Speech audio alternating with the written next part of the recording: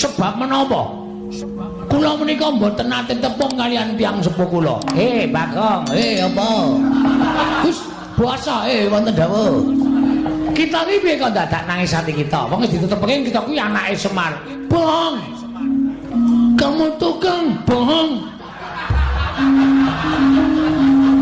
Malah nyanyi barang.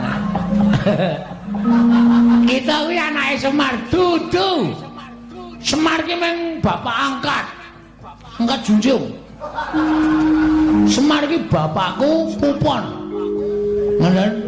Dadi asline kula niku anane Bagong urip nang alam padang. Mesti ana sing anak-anake. Ra mungkin menungsa kok mledhek saka watu. Ra mungkin. Ra mungkin kula kok tiba-tiba wonten druk langsung teng rumah bersalin tanpa ana simbok. Ra mungkin kula niku diciptake saking tumindake bapak kalih simbok. Mula kula ajeng takon bapak kula sejatosipun menika sinten Bu Kulun? Bagong dalem ulun critani. Waduh suwe iki mbuya. Ulun tak crita kelawan jeneng kita. Kita kuwi sayekti anak-anake sabab ngerti yo. Kita kuwi asale saka ayang-ayangane Kakang Ismaya. Nalika semono jeneng kita kuwi dudu Bagong nanging Gombak.